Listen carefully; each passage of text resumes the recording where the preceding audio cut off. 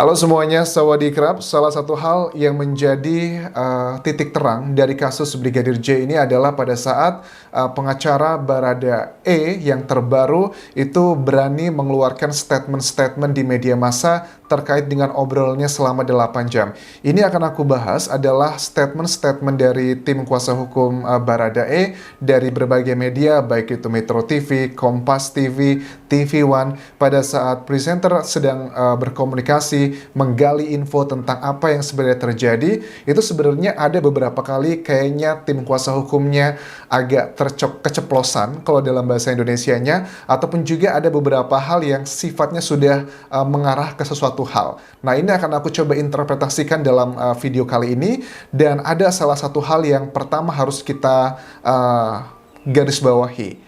Ternyata kalau aku tangkap dari obrolan sejumlah tim kuasa hukum Baradae, misalnya adalah Muhammad Burhanuddin, berarti Brigadir J itu sudah tak berdaya dan tetap ditembaki. Kenapa bisa sampai pada kesimpulan seperti itu dugaannya? Karena apa?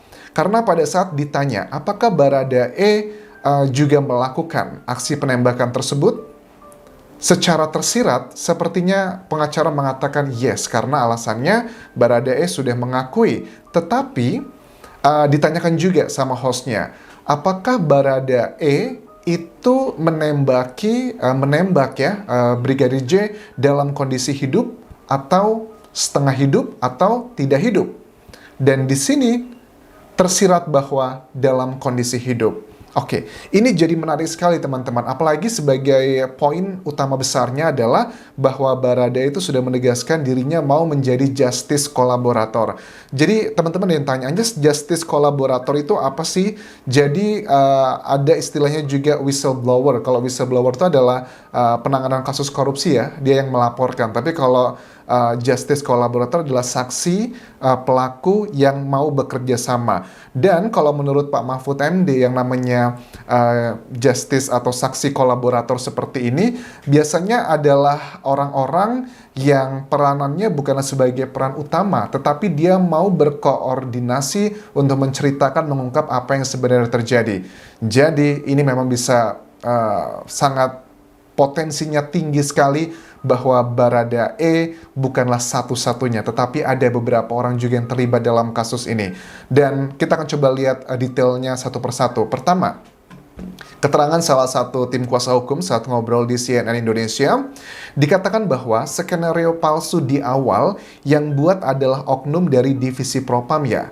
Yes, itu adalah benar. Nah, makanya ini aku juga tangkap kenapa Irjen Verdi Sambo yang notabene adalah Kadif Propam Polri tertinggi posisinya di situ, dan ada 24 orang lainnya mulai dari jabatan jenderal sampai tamtama dari dari Propam juga, terus juga dari Polres Jakarta level Polres, terus sama Polda juga ada yang dimutasi, karena ini adalah salah satu bagian ya teman-teman. Kenapa bagiannya anjas?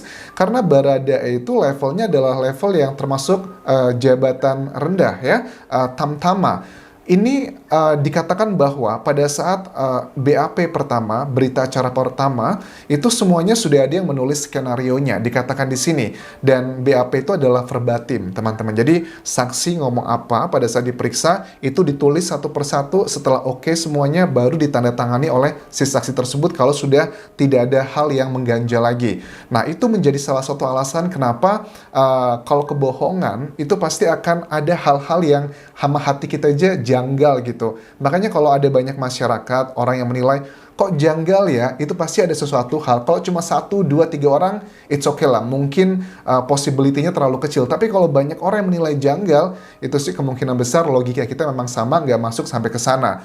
Dan itu menjadi alasan kenapa sekarang Baradae itu berani untuk mengatakan hal-hal yang sangat fenomenal dan juga berbeda, bertolak belakang dengan apa yang dikatakan di BAP pertama. Karena BAP pertama adalah dikatakan di sini dilakukan kepalsuan, ditulis skenarionya diduga oleh dari oknum dari divisi Propam. Ini adalah pernyataan di CNN Indonesia pada saat host tanya.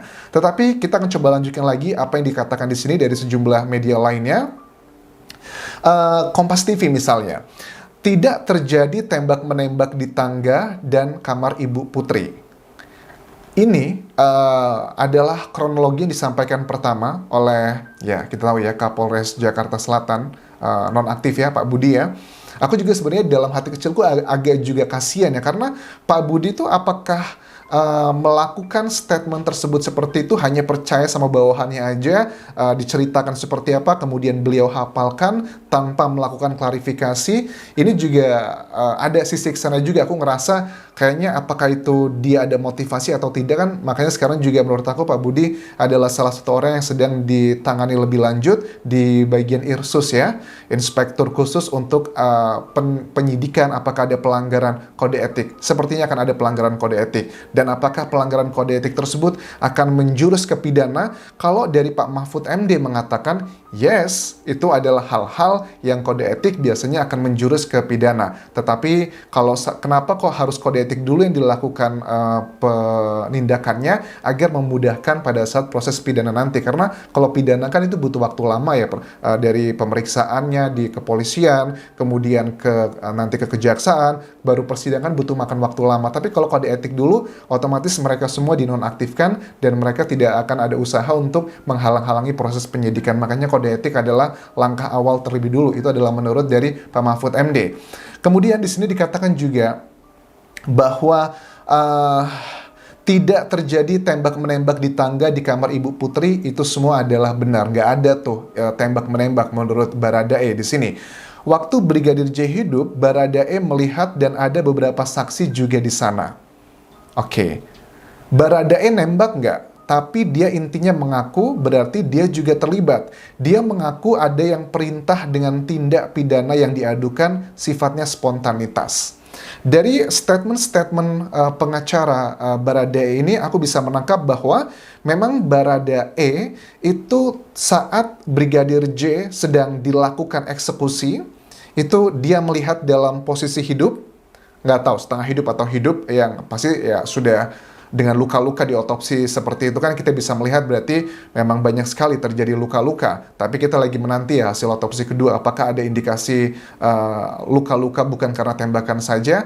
Tetapi dari sini saja sudah mengindikasikan sangat jelas. Di rekonstruksi pertama kan ada dilakukan prarekonstruksi dan juga rekonstruksi dengan adegan saling tembak-menembak. Berarti itu gagal dong, batal total dong. Karena si Baradae-nya aja sendiri yang mengaku dia sebagai tersangka sudah menganulir tidak terjadi aksi saling tembak tersebut. Kita dari awal ngomongnya juga nggak make sense. Masa sih Baradae gitu kan ya, nembak 5 kali langsung kena semua ke Brigadir J, sedangkan Brigadir J nembak 7 kali nggak kena sama sekali.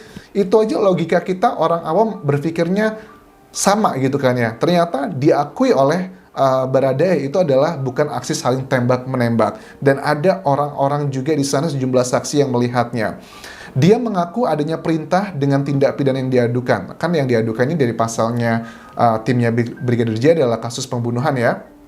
Berarti memang ada memerintahkan dia untuk melakukan pembunuhan. Sangat simpel sekali untuk mengetahui siapa yang memerintah dia. Dia adalah level paling bawah di TKP saat itu. Dan ada seniornya, ada Ibu Putri, ada juga Irjen Verdi Sambo. Tetapi kalau aku lihat juga bahwa mengenai Irjen Verdi Sambo ya, kalau di keterangan di awal, di BAP itu dikatakan bahwa Irjen Verdi Sambo itu pada saat terjadi tembak-tembakan itu ya, versi pertama, itu nggak ada Irjen Verdi Sambo. Irjen Verdi Sambo tuh dari rumah pribadi lari ke rumah dinas yang jaraknya sekitar 500 meter, yang untuk mengindikasikan, menandakan tuh nggak ada Irjen Verdi Sambo.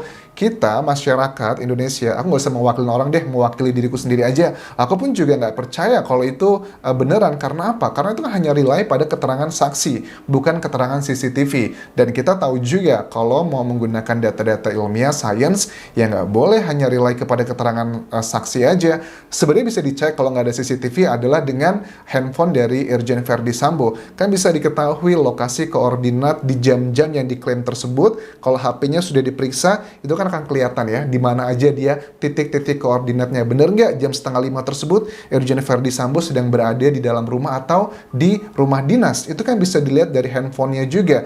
Dan biasanya teman-teman, setahu aku data-data kayak handphone, percakapan, itu hilang itu setelah 30 hari dan juga setelah 90 hari. Itu ada beberapa data yang hanya bisa bertahan 30 hari dan juga 90 hari. Mudah-mudahan sih tim penyidik sudah mendapatkan data-data tersebut kan ya, karena sudah hampir tepat sebulan ya hari ini sudahan kasus ini. Dan memang dari kasus ini penghancuran barang bukti itu luar biasa banget ya, wajar sih karena memang mereka adalah orang yang sangat knowledgeable dalam olah TKP. Ini bukan lagi dugaan sih, karena menurut aku dari Mahfud MD juga mengatakan bahwa ini adalah sebuah perusakan barang bukti yang luar biasa karena mereka juga sudah knowledgeable bagaimana cara melakukan olah TKP. Kemudian senjatanya nih ditanya ya, apakah senjata Glock 17 itu adalah milik Baradae dan diakui dia adalah benar ya, itu adalah miliknya dia. Waktu dia nembak dia masih hidup? Yes, dia masih hidup. Proses kematiannya berarti eksekusi, itu jawabannya sudah ada di BAP menurut pengacara.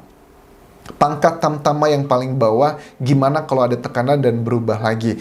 Ini yang dikhawatirkan juga oleh Ketua LPSK, Hasto Atmojo Suroyo, yang di sini beliau mengatakan bahwa Baradae ini harus dilindungi karena kita juga beberapa kali menemukan ada sejumlah tahanan yang tiba-tiba meninggal dunia karena bunuh diri atau karena sebagainya. Jadi memang harus segera dilakukan perlindungan dan dibutuhkan surat tertulis dari pengacara tim kuasa hukum Baradae untuk dimintai perlindungan dengan title-nya adalah Justice Collaborator, karena kan sekarang Baradae sudah menjadi tersangka kan ya. Tapi secara pribadi ya teman-teman, kalau memang yang dikatakan Baradae ini semuanya adalah benar, tim kuasa hukumnya mengatakan adalah benar bahwa dia hanya diperintahkan oleh atasan, ya harusnya entah ya, apa ya, pikiranku tuh sebenarnya banyak banget melayang gitu kan. Misalnya kalau ada beberapa saksi yang melihat juga, aku nggak yakin bahwa yang nembak pertama kali itu adalah Baradae.